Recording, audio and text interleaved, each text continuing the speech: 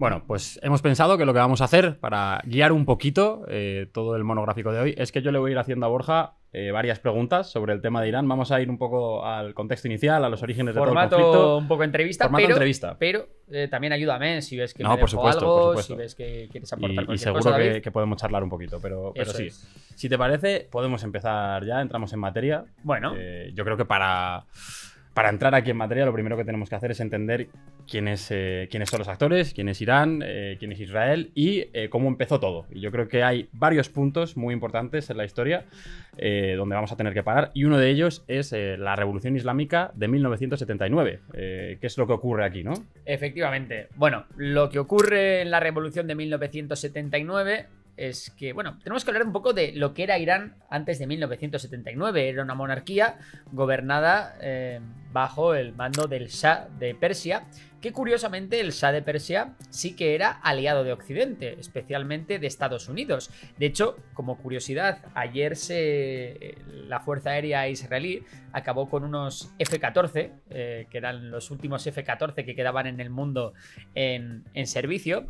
Y esos F-14 son aviones de los tiempos del Shah, de cuando Estados Unidos le vendía aviones de guerra a Irán, ¿no? Claro, es que no es además que fuesen únicamente aliados, es que era el principal aliado en Oriente Medio, sí, Irán. Efectivamente, efectivamente. De hecho, lo que ocurrió fue que, bueno, en la monarquía del Shah de Persia tuvo una serie de escándalos de corrupción que dejó a la gente muy descontenta, había mucha desigualdad y eso provocó una revolución que en un principio era una revolución, pues quizás más, pues un poco como la primavera árabe, ¿no? Que empezó siendo una revolución pro democracia, anticorrupción, etcétera, y acabó derivando en una revolución extremista con un componente islamista radical chiita muy fuerte. Y entonces llegaron los ayatolás al poder, ¿no?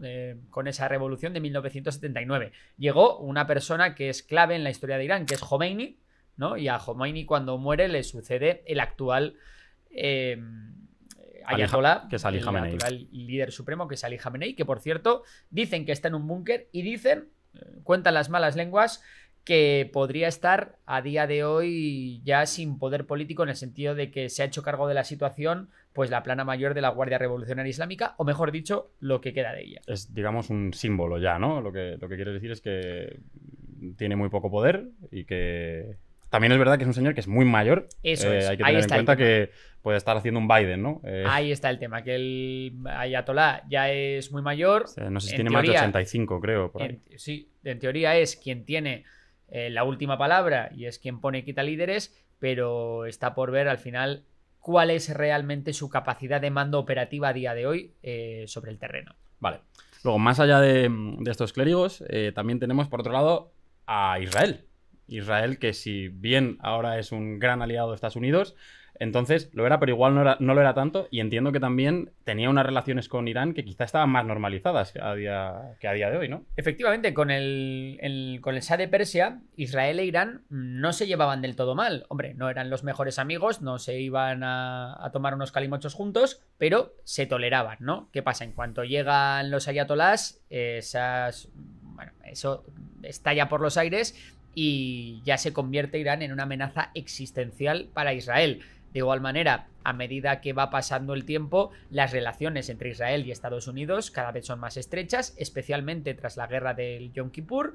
Y pues bueno, así es como ahora mismo Israel y Estados Unidos son aliados clave y de hecho, bueno, es el aliado más fiel y más confiable que tiene Estados Unidos en la región. Y sabemos que realmente van un poco por ahí los tiros, pero ¿qué es lo que hace que Irán e Israel se conviertan en enemigos acérrimos, que no se pueden ni ver? Bueno, realmente es la llegada de los ayatolás, ¿no?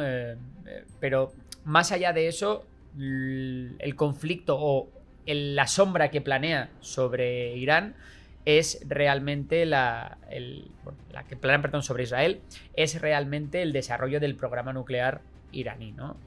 Al final todos sabemos que Israel tiene bombas nucleares, aunque ellos no lo reconozcan oficialmente, y Israel no quiere perder esa ventaja estratégica. Recordemos que Israel es un país muy pequeñito, por tanto sería fácilmente destruible, ¿no? Por un arsenal nuclear, cosa que Irán no es tan fácil porque estamos hablando de un país lleno de montañas, mucho más grande, con mucha más población. Entonces, para Israel es una amenaza completamente existencial e Israel va a procurar por todos los medios que Irán no consiga el armamento nuclear. Claro. Y luego realmente para Irán la gran amenaza, aparte de Israel, es Estados Unidos, ¿no? Porque Estados Unidos considera a Irán un agente desestabilizador de la región en su contra, por decirlo así, y a Israel como un agente facilitador, ¿no? Y en todo caso, si desestabiliza la región, lo va a hacer siempre en favor de Estados Unidos. Efectivamente, tanto Irán como sus aliados siempre han estado en el bloque opuesto a Estados Unidos desde 1979 y eso se puede ver, ¿no? Por ejemplo, en la guerra de Siria, pues Irán, ¿a quién apoyaba? A Bashar al-Assad. En el Líbano, ¿a quién apoya? A Hezbollah. Siempre del lado contrario al de Estados Unidos. Quizás la única excepción sea Bagdad, porque Estados Unidos ha pugnado con Irán por ver quién tiene más influencia en el gobierno iraquí. A día de hoy parece que es Irán quien tiene más influencia y Estados Unidos, de hecho, ya tiene muchas menos fuerzas en Irak de las que tenía hace unos años. Y luego, un tema muy importante es cómo se han ido, tanto la una como la otra, tanto Irán como Israel, consolidando en la región, porque siguen como estrategias súper distintas, ¿no? O sea, mientras que Irán tiene todo este tema de los proxies, Israel igual es más pues, su músculo tecnológico. ¿Cómo lo ves esto?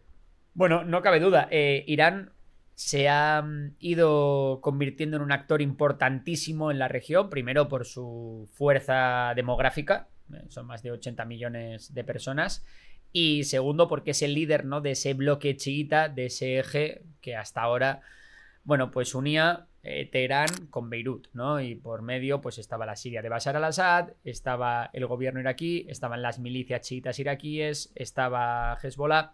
Sin embargo, bueno, hemos visto cómo ese eje en los últimos tiempos se ha ido resquebrajando. Hezbollah está descabezada, está intentando recuperarse de lo que sufrió el año pasado. La Siria de Bashar al-Assad ha caído. El gobierno iraquí pues es un gobierno bastante flojito a día de hoy. Y poco a poco, pues eso, los aliados iraníes se han ido diluyendo, ¿no? Sin embargo, Israel cada vez tiene más peso en la región porque, bueno, si vemos los crecimientos de PIB que ha tenido Israel en la última década son espectaculares. Es la meca de las startups en Oriente Medio.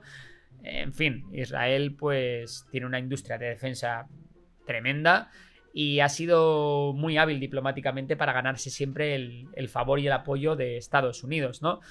Hay que entender también que Israel ha sido un país tradicionalmente rodeado de enemigos que le querían destruir. Pues hablamos de Egipto, de Jordania, de Siria, de Hezbollah en el Líbano, de Irak, de cuando estaba Saddam Hussein.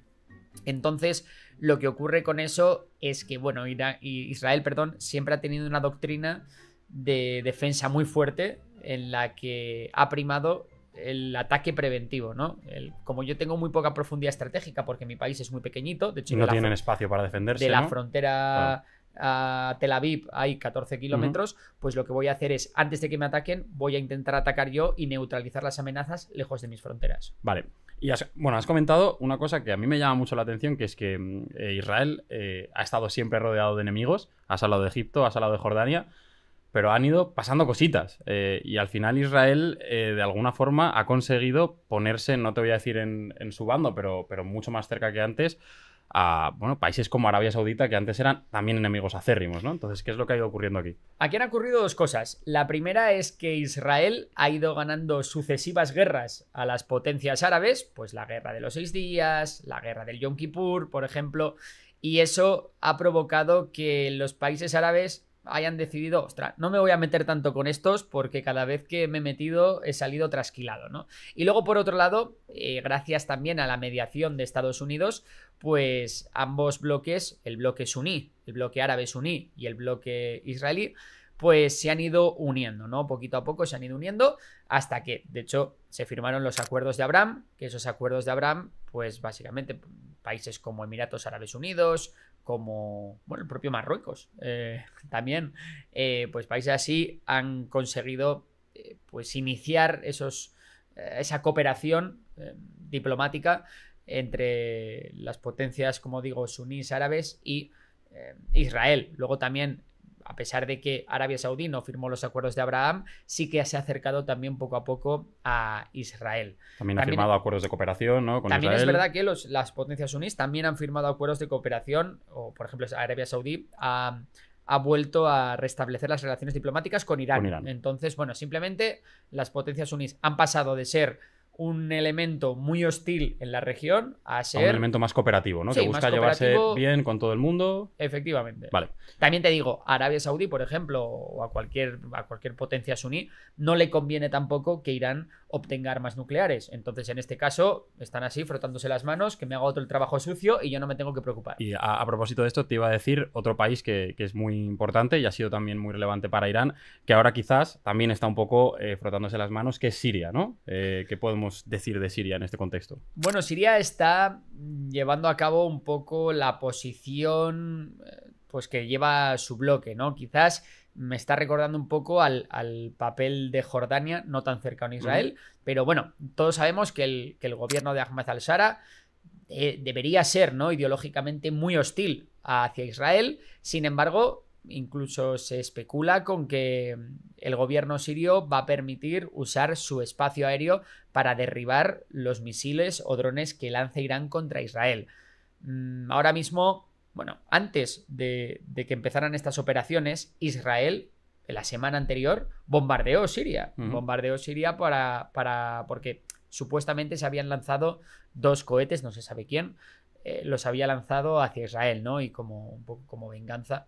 Y bueno, lo ha hecho ya varias veces desde que Bashar al-Assad llegó. O sea, Bashar al-Assad, Mohamed al-Shara llegó al... Eso es. Sin embargo, Ahmed al-Shara parece que no tiene ninguna intención a día de hoy de confrontar con Israel, e incluso yo creo que podemos verle cooperando en la defensa de los Justo hablábamos un poco de eso de las monarquías del Golfo Pérsico y de los países sunitas, de intentar llevarse bien con todos. Ahmed al-Shara es el que está ahora mismo el máximo exponente de intentar llevarse bien con todo el mundo, ¿no? Sí, yo creo. O sea, parecía que iba a ser exactamente lo contrario, que iba a llegar y iba, pues bueno, a establecer una dictadura teocrática súper hostil contra todo lo que no oliese a islamismo suní, y sin embargo, de momento, todo lo contrario. Está resultando ser bastante diplomático. Ya nadie le llama al-Jolani. Ya nadie le llama al-Jolani. Se nos ha olvidado el pasado yihadista. Y bueno, pues en esas estamos con Siria. Vale, vamos a cambiar un poco de tercio y vamos a hablar ahora de una de las cosas que yo creo que definen sin duda este conflicto, que es el programa nuclear iraní, ¿no? Porque al final es la línea roja de Israel. ¿Cómo estamos en este tema ahora mismo? Bueno, el programa nuclear iraní tiene décadas de historia y ha sido, pues yo creo, el programa nuclear que más está costando completar de la historia, ¿no? Más que nada porque, a pesar de que Irán lleva acumulando conocimiento durante décadas y a pesar de que ha hecho inversiones milmillonarias, se ha encontrado con muchos palos en las ruedas. Claro. ¿Por qué? Porque, como decía, Israel y Estados Unidos bajo ningún concepto quieren que Irán consiga un arma nuclear.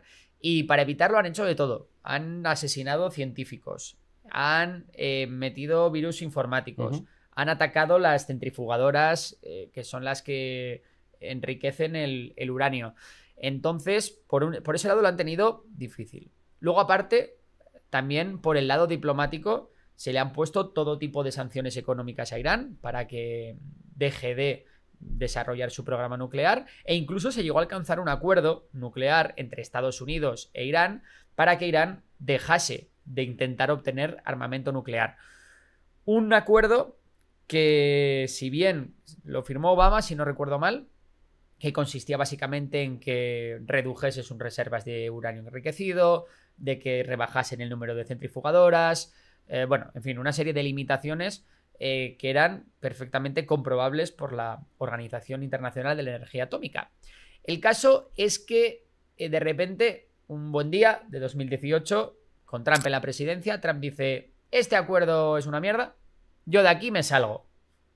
Claro, que Irán empieza a pisar el acelerador en ese momento, claro, ¿no? A Irán, a cambio de todo eso, se le habían levantado muchas de las sanciones y estaba pudiendo volver a vender petróleo y gas. Y entonces, claro, Irán dijo: vale, pues si me vas a volver a sancionar, yo entonces voy a volver a desarrollar mi programa nuclear. Y eso nos ha llevado a esta situación. ¿Y cuál es esta situación? Bueno, antes de los ataques, todo el mundo, lo que dice la OIEA es que Irán estaba a tan solo unas pocas semanas, siempre se dice unas pocas semanas, no sabemos si son 4 o si son 20, pero a unas pocas semanas de completar su programa nuclear y adquirir bombas nucleares. De hecho, lo que ha dicho Israel es que Irán ya tenía suficiente uranio enriquecido para fabricar 15 bombas nucleares.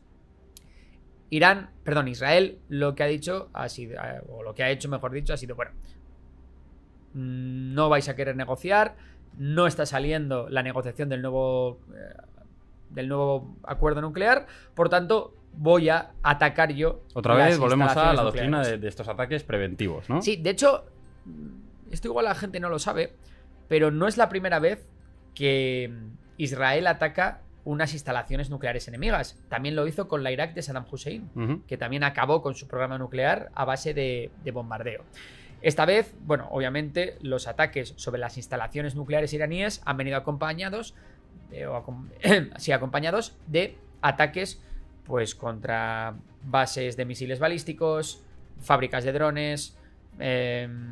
Han descabezado a parte de la Guardia Revolucionaria Islámica, haciendo ataques en los propios domicilios. En fin, han atacado todo tipo objetivos, de... Ayer, muy coordinado, además. Ayer, de hecho, Israel, atacó la televisión pública iraní. Cierto. Bueno, vamos luego con ello, para no hacer spoiler, porque vamos a acabar contando un poco todo lo que ha sido la actualidad, ¿no? Exacto. Pero volvamos ahora mismo, si te parece, al tema de los acuerdos de Abraham, porque es un... Digamos, han tenido un papel muy importante en lo que es la política de aislamiento de Irán, ¿no? ¿Cómo ha quedado Irán tan lejos de... Aunque tú me estabas comentando que es verdad que sí que ha normalizado relaciones con Arabia Saudí, que era también su otro gran enemigo, pero cómo ha ido quedándose tan encajonado Irán y formando pues ese eje de resistencia en el que al final los actores, muchos de ellos ni siquiera son estatales. Entiendo que también tiene que ver la caída del régimen de Bashar al-Assad. ¿Cómo ha ocurrido todo esto? Bueno, al final hay que entender que las potencias sunís y las potencias chiitas son enemigos naturales, ¿vale? Ahí podemos decir que hay un triángulo entre las potencias sunís, las potencias chiitas e Israel. Hay un triángulo de enemigos, ¿vale? Todos se odian entre todos y a veces pues... Todos se odian y solo uno tiene armamento nuclear por ahora, y solo ¿no? De momento sí. Y bueno, podemos decir que Pakistán, como potencia suní, tiene armamento nuclear, aunque es verdad que siempre ha pillado un poco lejos de la geopolítica de Oriente Medio, ¿no? En cualquier caso, ¿en qué cristalizó esos acuerdos de Abraham?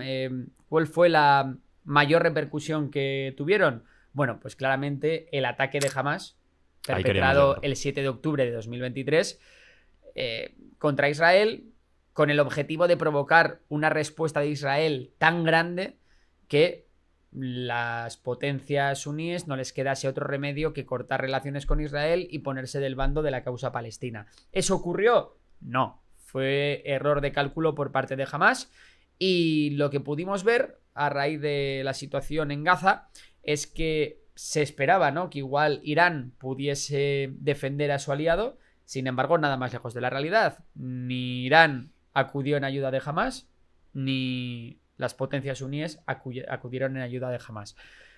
Por el único que ha llegado a hacer algo y hablar, pero casi más para engrandecer su carrera que para otra cosa, es Erdogan, ¿no? El que sí que ha estado ahí. Ahora mismo la potencia musulmana que más se está solidarizando con Irán es Turquía. La potencia suní, sí. Sí, junto con Pakistán, ahí están las dos.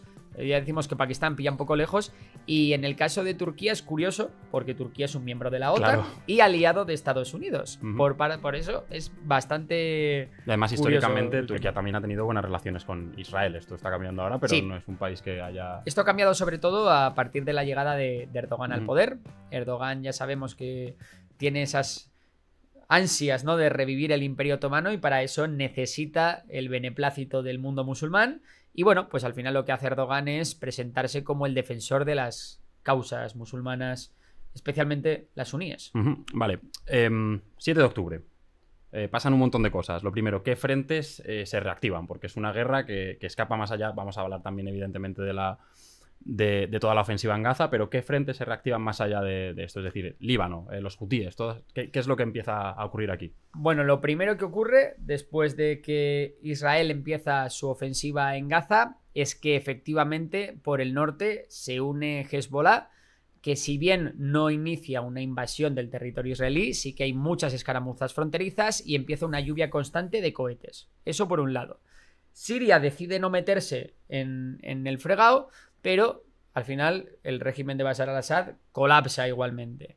Por otra parte, los únicos que parece que están prestando o que han prestado apoyo constante a los palestinos pues fueron los hutíes, lo que pasa que están demasiado lejos como para hacer gran cosa. Y son una fuerza demasiado minoritaria, claro, además. Se han limitado a lanzar algún misil balístico contra Israel y luego, por otro lado, lo otro que han hecho los hutíes es, bueno, cerrar el estrecho de Bab el-Mandeb y atacar todos los barcos que tuvieran como destino o como origen Israel. Se podría decir que en relación a su fuerza, los hutíes son los que más están haciendo para el eje de resistencia, ¿no? Sin duda. Luego también hay que hablar de las milicias chiitas de Irak, como la principal es Kataib Hezbollah, no confundir con el Hezbollah del Líbano. Y Kataib Hezbollah también ha atacado en varias ocasiones bases estadounidenses en Irak como medida de presión para que acaben las hostilidades en Gaza. Y otra pregunta que se me ocurre a mí con esto es las milicias chiitas de Siria ahora mismo, ¿qué están haciendo? ¿Qué sabemos de ellas? Bueno, la mayor parte de ellas están desmovilizadas. Sabemos que hay movimientos guerrilleros de fuerzas pro-asadistas en la zona de Latakia, principalmente al noroeste, siempre lo tengo que pensar esto. Y luego muchas de ellas cruzaron la frontera por el paso de Abu Kamal hacia Irak, ¿no? Entonces, bueno, eso es todo lo que queda, pero no son una fuerza relevante a día de hoy en el conflicto. Vale, has comentado que Hamás, con los atentados del 7 de octubre, tuvo un error de cálculo y que después de todo esto no tuvo el apoyo que esperaba del mundo musulmán. Ahora voy a invertir la pregunta hacia el otro lado y es Israel, con su ofensiva que ha acabado en la limpieza étnica que estamos viendo a día de hoy, ¿qué apoyos ha perdido? ¿Qué apoyos ha ganado? Porque entiendo que también la respuesta internacional pues igual tampoco es la calculada con semejante drama, ¿no? A ver, aquí varias cosas. Lo primero es que claramente pues la intervención israelí en Gaza no se ha visto con buenos ojos, ni en el mundo árabe ni en Europa, sobre todo, ¿no? En Europa ya sabemos que la Unión Europea tiene una especial sensibilidad ante el pisoteo de los derechos humanos, posiblemente sea el actor que más reacciona ante este tipo de hechos. Le ha costado, también te digo, bastante, pero y está todavía en una tibieza particular. Pero bueno, que no pasan las relaciones por el mejor momento. Ahora bien, en caso de un conflicto abierto con Irán, pues ya hemos visto como Reino Unido, por ejemplo, no ha dudado en poner sus medios a disposición de Israel para defender los cielos israelíes de los artefactos iraníes.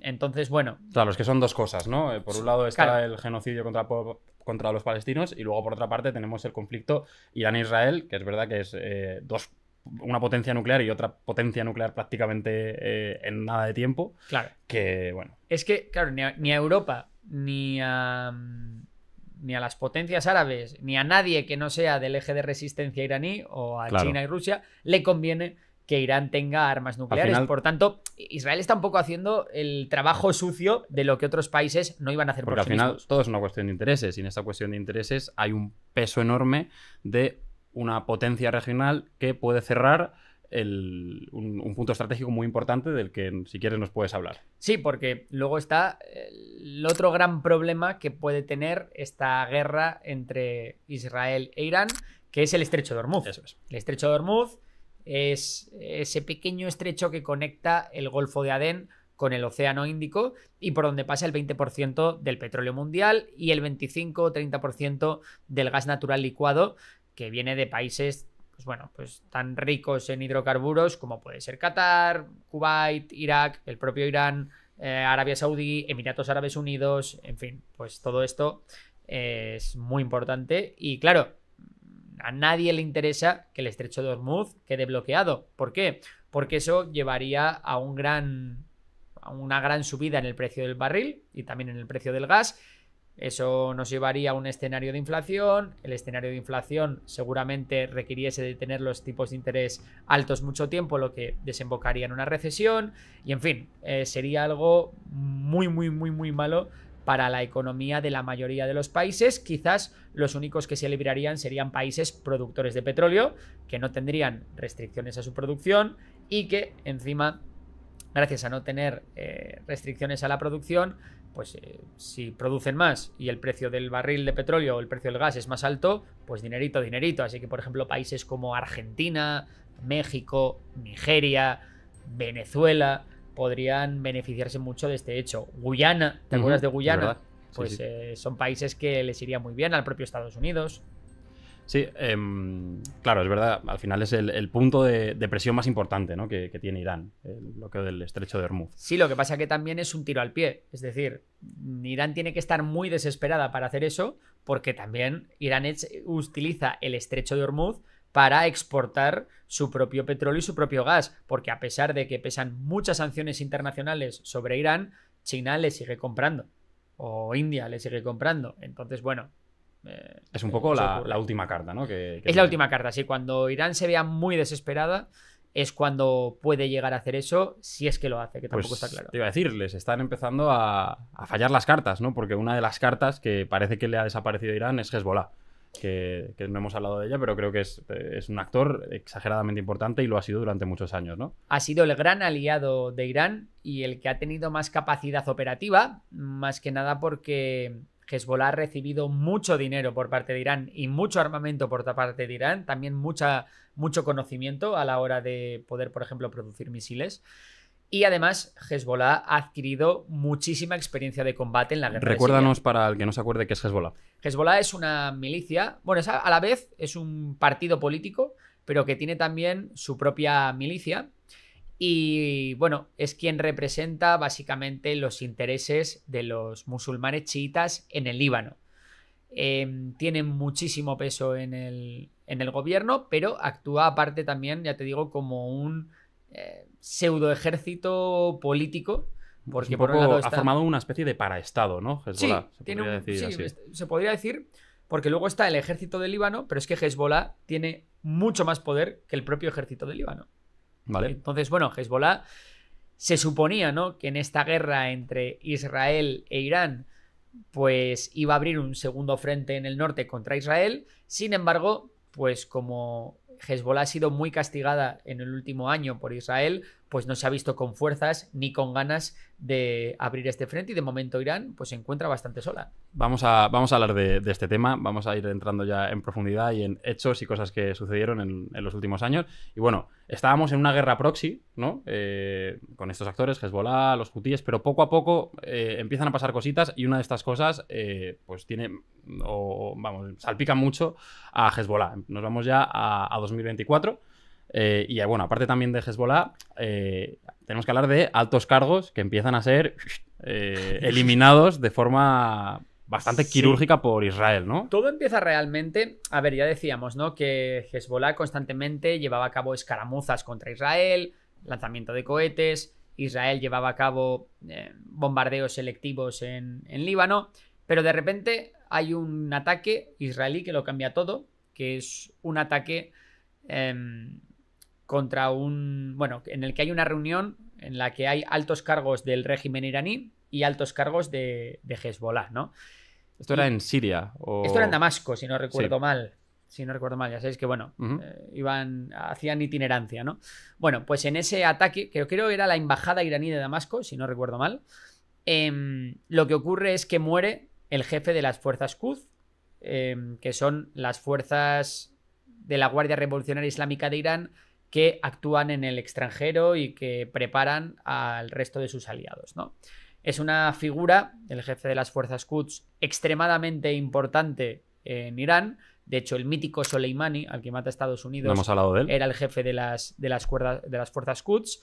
Y lo que ocurre básicamente es que, bueno, ante tal afrenta, a Irán no le queda otra que responder, ¿no? Y responde con un ataque directo sobre Israel. Pero es que antes de eso había pasado otra cosa que se te ha quedado, que es, creo recordar, bueno, igual me estoy yo colando, pero también fue el asesinato de Ismail Haniyeh, del líder No, de es Hamas, después. ¿no? Es después, vale, Es después. creía que era antes. El primer ataque se hace directamente, lo hace Irán sobre Israel, Es verdad, después de esta reunión. Es verdad. Y Israel responde, bueno, los dos quedan como en tablas y ahí queda la cosa. Unos meses después, lo que ocurre Bueno, ocurren dos cosas. La primera es que Israel mata al líder de Hamás en Teherán, es decir, hace un ataque directamente en el corazón de Irán. Claro, imagínate, ¿no? La afrenta que es para Irán que maten al líder de uno de tus aliados encima en tu casa cuando estás haciendo tú de hospedador, ¿no? Y luego aparte es que Israel se pone también a tope, que es cuando lo de los buscas, eso es. Acabar con Hezbollah, y también Israel mata prácticamente toda la cúpula de Hezbollah, incluido a Hassan Nasrallah, que es, como decíamos, el mítico líder de Hezbollah, que es a su vez el principal aliado de Irán. Por tanto, Irán no le queda otra que de nuevo volver a responder, vuelve a lanzar misiles balísticos contra Irán, esta vez todo es contra Israel. Aproximadamente Esto abril. es octubre. Digo lo anterior. El primer ataque es en abril y luego octubre. Y el segundo ataque es en octubre. Entonces, Irán lanza misiles balísticos de nuevo contra Israel. Algunos impactan en una base militar. Israel responde y una vez más las cosas quedan ahí. Desde entonces, lo que ha hecho Estados Unidos ha sido intentar mediar, intentando volver a firmar un acuerdo nuclear. Mi impresión es que Irán ha estado jugando con Estados Unidos, no tenía intención de firmar un acuerdo nuclear, pero ha intentado ganar tiempo para finalizar. También es verdad que ¿quién quiere firmar un acuerdo nuclear teniendo a tu enemigo acérrimo al lado de ti, siendo un enemigo que además demuestra que es capaz de hacer ataques preventivos sin ningún tipo de... ¿no? O sea, como que hay una parte de estrategia pura, ¿no? Irán no va a renunciar a esto. Irán quería ganar tiempo para desarrollar su programa nuclear y obtener armas nucleares, y ha intentado jugar con Estados Unidos y con Israel. Israel, que tienen mucha inteligencia y que están metidos en Irán hasta las trancas, los servicios de inteligencia israelíes, pues se dieron cuenta de lo que estaba ocurriendo y han decidido llevar a cabo estos ataques preventivos contra Irán, que aparte de buscar retrasar, ¿no?, el programa nuclear iraní, yo creo, esto es una percepción propia, que también están buscando descabezar el régimen iraní. Mira, ahí viene otra pregunta importante, que es que ahora mismo el régimen iraní, a nivel político, a nivel interno, está sufriendo bastante, ¿no? Y por otro lado, Netanyahu hemos visto que hace nada, mira que parecía que podía caer, pero que hace nada ha revalidado otra vez su poder ahí en el Knesset. Entonces, claro. Claro, la intervención está siendo tan absolutamente exitosa, porque Israel, vamos, es que se ha hecho con la superioridad aérea sobre Irán en 48 horas. O sea, es una barbaridad. Estamos viendo drones iraníes sobrevolando Teherán, que es una locura. Vale, pues lo que hemos visto básicamente es que mientras que Netanyahu está reforzando su liderazgo, porque le está saliendo muy bien las cosas y está quedando bastante bien de cara a la opinión pública, a la opinión pública interna, recordamos, que quede claro. El ayatolá realmente le está pasando todo lo bueno, contrario, Netanyahu, ¿no? también tiene sus manifestaciones, sus protestas, todo esto, pero aún así mantiene el poder. Pero creo que la posición de Netanyahu hoy es mejor que la de Mucho mejor. Netanyahu hace 3 días. Sí. ¿no? Y por parte del ayatolá es todo lo contrario. El régimen está demostrando una gran debilidad, y eso está auspiciando pues que surjan problemas internos en Irán. ¿Qué problemas internos? Bueno, principalmente los hay de dos tipos. Por un lado está toda la parte de la oposición iraní que se opone al régimen fundamentalista de los ayatolás y que pues quieren más democracia, quieren más libertades y quieren menos integrismo religioso. Claro, esto, bueno, te iba a decir que esto entiendo que también viene mucho de lo que fue el asesinato de Mahsa Amini, ¿no? De esta mujer kurda que creo que además se la cargaron por no llevar hijab o algo Eso parecido, es, ¿no? Efectivamente, este movimiento pro democracia se desarrolló mucho a raíz de esas protestas de 2022, que fueron las mayores protestas contra el régimen iraní y que, por cierto, en la represión de esas protestas hubo cientos de muertos, que generalmente esto nunca se suele decir. Vale, el segundo problema interno que tiene Irán es que, aunque nosotros ahí siempre decimos, ¿no?, el país persa, Irán, los persas, bueno, realmente solo la mitad de la población es persa, el resto de la población pues hay de todo, hay azeríes, árabes, una locura, kurdos, sí. baluchíes, hay un poco de todo, hay hasta armenios, o sea, hay de todo. ¿Qué pasa? Que muchos de estos pueblos quieren independizarse, especialmente los kurdos y los baluchíes, y tienen grupos armados ya organizados que no dudarán en levantarse contra el ayatolá si así lo requiere la situación y si ven la ventana de oportunidad. Y luego no hay que olvidarse también de los grupos terroristas salafistas, ¿no? Pues hablamos del Estado Islámico del Khorasán, hablamos de los talibanes que siempre tienen un ojo puesto en la frontera con Irán, en fin, los barbudos tradicionales de los que tanto hablamos aquí, David. Vale. Bueno, llegamos yo creo ya a este año y yo creo que nos podemos ir metiendo en todo lo que ha pasado, porque dejamos el 2024 con estos intercambios que ya vimos en su momento entre Irán e Israel, estos ataques a instalaciones nucleares. Hubo un momento, ha habido unos meses donde la tensión seguía ahí, evidentemente. La guerra proxy estaba sobre todo con los hutíes, ¿no? Pero hemos llegado a, bueno, pues a un mes en el que otra vez se reactiva de forma muy directa este conflicto. Entiendo que tiene que ver con lo que hablábamos de la OIA y ese Israel diciendo, uy, uy, uy, que les queda nada. Bueno, es que lo hemos comentado aquí muchas veces en la propia pecera, David, el hecho de que esperábamos un ataque de Israel a Irán en los próximos meses. Lo íbamos diciendo un montón de tiempo, porque es que no le quedaba otra a Israel. Israel no iba a permitir que Irán tuviera armas nucleares, ¿no? Y así ha sido.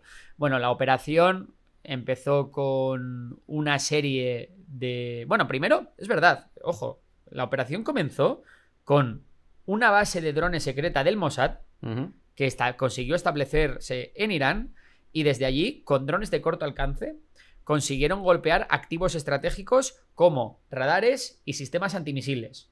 Una vez estaban las defensas antiaéreas iraníes un poco más ciegas, entraron más de 200 aviones de guerra, entre los que se encontraban F-15, F-16 y F-35, que es el mejor cazabombardero ahora mismo que hay en el mundo, y con eso empezaron a golpear lugares estratégicos, pero los primeros en ser golpeados fueron los domicilios de la Guardia Revolucionaria Islámica, de los top del mando de la Guardia Revolucionaria Islámica. Y también se intentó golpear las reuniones que pudiera haber entre líderes militares, entre mandos militares iraníes.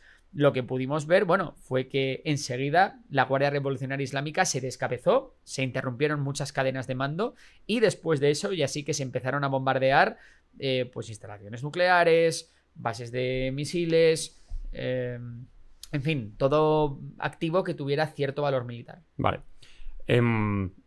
Irán, ¿qué hace en este momento? ¿Cómo responde? Pues Irán tarda en responder, pero lo que hace es, al caer la noche, después de recibir bombarderos durante todo el día y después de que incluso hubiera manifestaciones de los elementos más integristas de Irán, o como le gusta a nuestros seguidores, los elementos más recalcitrantes, ¿no?, del régimen iraní, pues responde con una lluvia de 300 misiles balísticos. Y estas han sido las únicas respuestas que ha llevado a cabo Irán. Lluvias de misiles balísticos. Que realmente no quiere para nada esta escalada. No quiere esta escalada. Lo que menos le interesa. Pero Irán no quiere ir a la guerra. Pero no le está quedando otra. Ya sabes que en esto del mundo militar, dos se pelean si uno quiere. Con que uno quiera pelear, está formado. Y Israel parece que... Israel que suele querer. Quiere. Y parece que Estados Unidos ahora también. El caso es que las respuestas de Irán han consistido en lluvias de misiles balísticos y en el envío de drones de largo alcance. Lo que pasa que al menos la parte de los misiles balísticos cada vez va disminuyendo, ¿no? El primer ataque fue de 300, el segundo ataque fue de 100, el siguiente ataque fue de 70 y pues esta noche creo que simplemente han lanzado 10 misiles balísticos. ¿Esto quiere decir que se están quedando sin misiles balísticos? No necesariamente. Podemos estar hablando de una falta quizás de lanzadores, no tanto del misil, sino del elemento que los lanza, o podemos estar hablando simplemente de que, oye, están haciendo acopio para lanzar un gran ataque en el futuro, o quizás no, o quizás... Porque la opción de que estén intentando un poco izar bandera blanca con esto, oye, igual que hicieron en su momento, ¿no? O sea, como mandar una respuesta como muy comedida. ¿Eso puede ser también o no va por ahí? Sí, pero si va por ahí se equivocan, puede ser, no sé si es lo que está en la cabeza del alto mando iraní, pero se equivocan porque Israel no está parando. De hecho, cada vez está atacando más objetivos y cada vez tiene pues mayor impunidad a la hora de atacar. Veremos, y también igual tiene que ver que los israelíes han sido capaces de destruir una gran parte del arsenal iraní en sus propias bases. Eso también está por ver.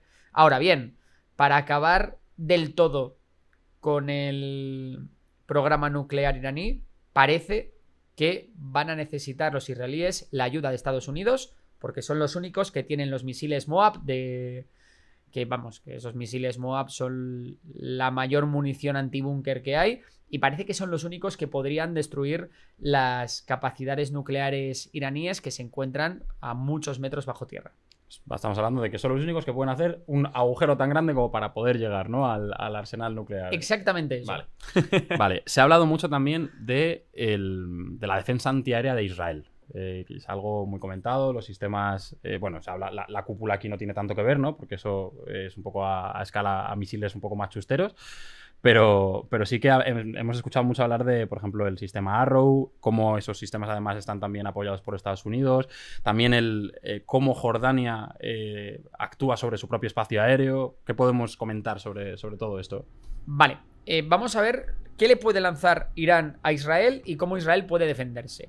A ver, para empezar, Irán puede enviar a Israel drones de largo alcance, los famosos drones Shahid, ¿vale? Esos drones Shahid, que los hemos visto mucho en la guerra de Ucrania, pues vuelan a unos 200 kilómetros por hora aproximadamente y son fáciles de interceptar. Lo que pasa que, claro, si son enviados en gran número, como hace Rusia contra Ucrania, que los envían oleadas de cientos, pues comienzan a ser un problema, ¿no? Esos drones Shahid se están interceptando de dos maneras. La primera es con la famosa cúpula de hierro y la segunda es se les está destruyendo antes de que lleguen a suelo israelí. ¿Quién los está destruyendo? Pues tanto las fuerzas aéreas israelíes como las fuerzas aéreas y barcos de Estados Unidos, como incluso, pues bueno, pues como tú has dicho, otros aliados como por ejemplo Jordania, que también está utilizando su propia aviación para derribar estos drones, ¿no? ¿Qué más puede lanzarle Irán a Israel? Misiles crucero, misiles de medio alcance.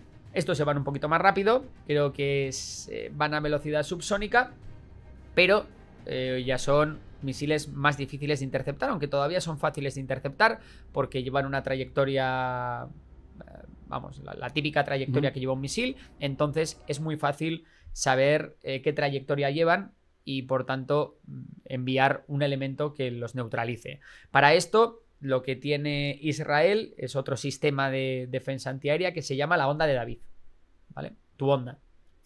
¿Cómo les gusta a estos también ponerle nombres bíblicos a las cosas, sí. Suena muy... Me gusta como nombre bíblico Jericó. Siempre me gustó. Yo ayer leí de dónde viene lo de la operación Rising Lion. ¿De dónde viene? ¿Cómo se llama?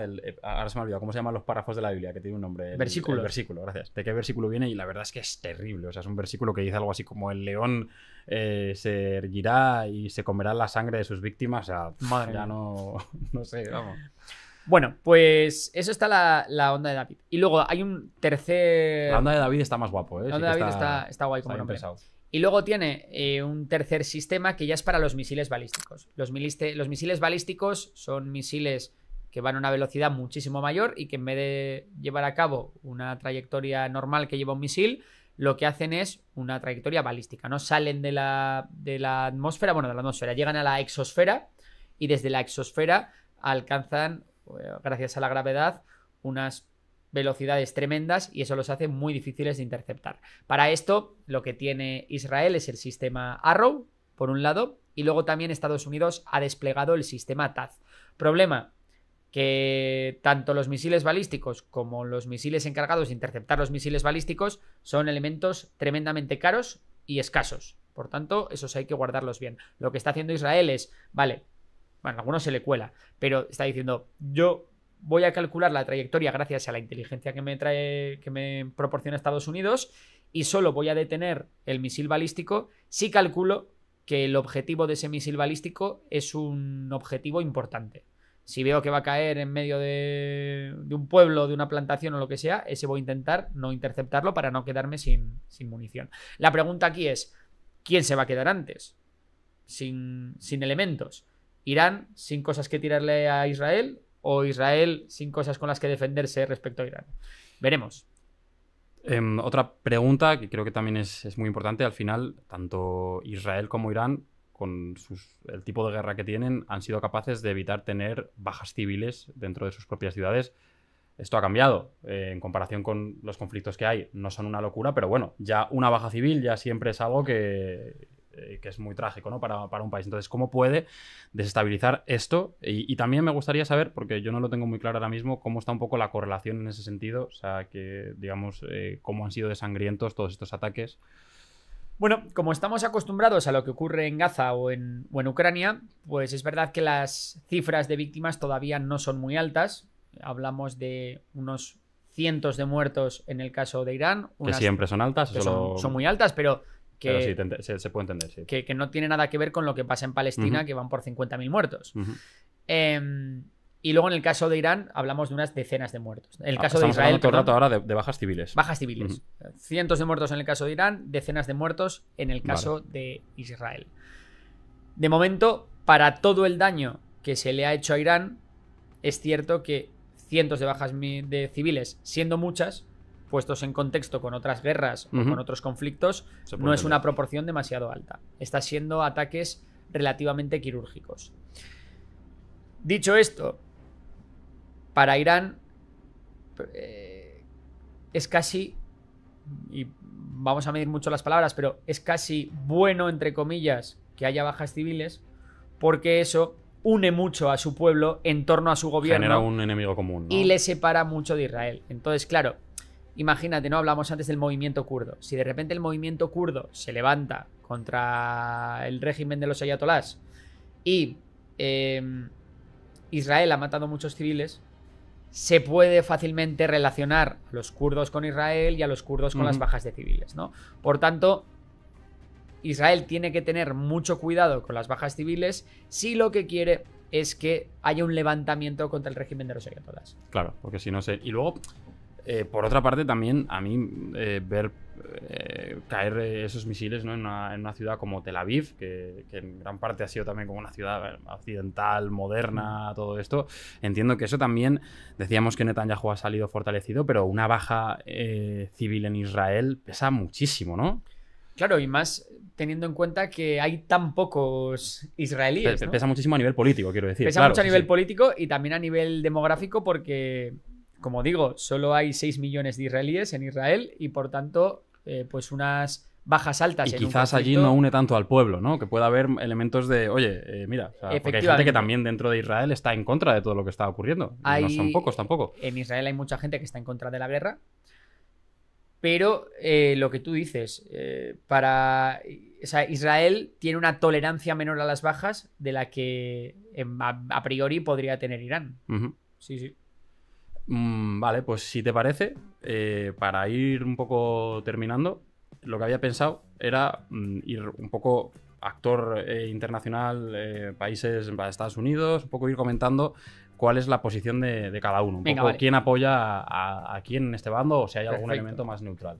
Tenemos un vídeo, por cierto, en Tenemos un vídeo, que lo contamos, si alguien lo quiere complementar, pero bueno, ya que estamos aquí, para los que no ven los vídeos de Memorias de Pez, que seguro que no hay muchos, pues mira, si te parece, empezamos un poco con los apoyos más claros que tiene Irán. Irán, el mayor apoyo que tiene a día de hoy es su eje de resistencia, pero las capacidades de este eje de resistencia, es decir, todas estas milicias de las que hemos hablado, es muy limitado. De hecho, Hezbollah parece que ni se plantea a día de hoy participar en este conflicto. Vale. Luego, apoyos estatales. Pues quien más puede hacer algo por Irán, o quien más está dispuesto a hacer algo por Irán, es Irak, pero tampoco tiene grandes medios con los que hacer frente a nadie. Entonces, poquita cosa. O sea, de los vecinos ahora mismo, Irán está... Otro país que parece que podría proveer de armas porque es enemigo acérrimo, tan enemigo que ni siquiera reconoce el Estado de Israel, Pakistán. Pakistán no solo podría dar algo de sus misiles balísticos o de sus municiones a Irán, sino que también podría favorecer el paso de ayuda china hacia Irán a través de su territorio. Ahora vamos a ir con China, pero has hablado de Pakistán. Claro, Pakistán también tiene una cosa particular, y es que su gran enemigo absoluto, que es la India, se ha acercado mucho a Israel últimamente, sí, ¿no? Entonces, por eso, Pakistán podría hacer, pues, comandita musulmana, aunque ellos sean suníes e Irán chiitas, contra Israel. El problema, que Pakistán también tiene que vigilar su frontera con India y que recordemos que venimos de un conflicto hace no tanto entre ambos países. Sí, es que en menos de 2 meses se han dado todo. 2 conflictos entre potencias nucleares y yo a Irán la estoy poniendo ya como casi nuclear, Sí, ¿no? sí, Es un poco totalmente. esto. Vale. Y luego tenemos a Turquía, que es también quien está brindando un mayor apoyo diplomático a Irán, pero salvo que haya un levantamiento de los kurdos y Turquía simplemente se meta a acabar con los kurdos, el resto no creo que Turquía vaya a hacer nada por sacarle las castañas del fuego a Irán. Ojo con Turquía, ¿eh? A mí, bueno, ya sabes que a nivel político Erdogan me maravilla absolutamente y es todo lo que ha ocurrido en Siria, la caída del régimen de Bashar al-Assad, el PKK entregando las armas, bueno, Erdogan es un tema. Es el Pedro Sánchez de Es el Pedro Sánchez de... Totalmente, totalmente. La verdad que no lo había pensado, pero... Es tremendo. Pero sobreviva a todo. Sí. Vale, seguimos y pasamos ya con China y Rusia, ¿no? Sí. De Rusia poco podemos esperar, básicamente porque Rusia tiene todos sus recursos centrados en la guerra de Ucrania y a pesar de que Irán es su aliado y de que tienen un acuerdo de seguridad mutua firmado, de momento no parece que Rusia vaya a hacer nada. Pero Rusia tiene una cosa muy importante, aunque cada vez menos, que es que tiene un asiento en el Consejo de Seguridad. Y es verdad que ahí sí que puede hacer cosas, ¿no? Tiene un asiento en el Consejo de Seguridad de la ONU, es decir, tiene poder de veto. Entonces puede vetar resoluciones contra Irán en Naciones Unidas, pero más allá de ese apoyo diplomático, a nivel militar, Rusia no va a hacer nada, o no puede, mejor dicho, ni siquiera tiene los medios para hacer nada contra Israel, y menos contra una fuerza combinada de Estados Unidos e Israel. Y además también parece que ha habido un poco una sintonía entre Putin y Trump para tú a Londres y yo a California, pues tú haz lo que quieras en Ucrania y tú lo que quieras en Irán, ¿no? Sí, de hecho Putin ha dicho que llama a la paz, pero tampoco ha puesto el grito en el cielo. Así que bueno, yo creo que el ayatolá se tiene que sentir un poco traicionado. Vale, y países igual que puedan tener, ya más a nivel simbólico, pero sí que puedan estar apoyando se me ocurre, un Corea del Norte. Bueno, obviamente tenemos toda esa parte, ¿no? Del bloque ruso. El bloque antiimperialista, ¿no? O el bloque antiimperialista que pueden apoyar a Irán, pero tenemos que hablar de China, porque China es otra gran potencia amiga de Irán. Lo que pasa que, si bien China puede ayudar a Irán pues enviándole material de doble uso, enviándole componentes para drones, igual incluso enviándole algo de armamento, no creo, pero podría ocurrir. China en ningún caso se va a meter a defender a Irán vía militar y a arriesgarse con ello a tener un conflicto con Occidente, porque además sabemos, ¿no?, que la visión o la doctrina china va por la no intervención. A nivel militar, China solo tiene un objetivo, todos sabemos cuál es, y más allá de ese, y el Mar del Sur también. Uy, hola. Pero sí que es verdad, ¿no?, que China suele mantener una política de neutralidad. Efectivamente. Vale, pues esto creo que no se nos está olvidando nadie, digamos, de los que podrían estar apoyando, aunque sea de forma indirecta o más ligera, a Irán, ¿no? No. Yo creo que hemos mencionado los más importantes. Vamos ahora, si te parece, antes de entrar con Israel, vamos a mencionar países que son neutrales, que son el máximo de neutral que se puede ser. Bueno, pues podríamos hablar aquí de... Incluso China también está un poco aquí. A ver, claro, aquí podríamos decir que Turquía también está aquí. Turquía también. O podríamos decir que Siria está aquí, aunque luego le podemos poner también que puede defender los cielos israelíes. Claro, bueno, de Siria tampoco podemos saber nada ahora mismo, ¿no? Está todo muy verde. Pero estricta neutralidad te diría Qatar y Omán. Qatar y Omán. Que son países que están ahora mismo centrados en que no haya problemas y en ofrecerse como mediadores. Y ya no solo en este conflicto, ¿no? Son dos países que están intentando tener esa política constantemente. Lo veíamos bueno, lo hemos visto con Qatar hace poco. Y hablamos también de estas reuniones, ¿no?, que hubo creo que fueron en Roma, mediadas por Omán, ¿te acuerdas? Que las comentamos en la pecera. Y luego también podemos hablar de la Unión Europea,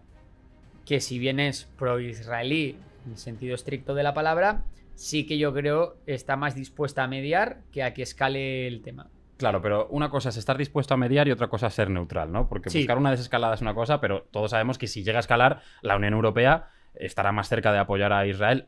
Luego hay que entrar también, si quieres eso también lo hacemos, dentro de la Unión Europea, aunque al final actuamos como bloque, ojo que no todo el mundo está en las mismas, ¿no? Sí, lo más neutral a día de hoy son Qatar y Omán, y luego te diría que el bloque suní, que si bien tiene algo de sesgo anti-Irán, puede ser lo más neutral que hay ahora mismo en este conflicto.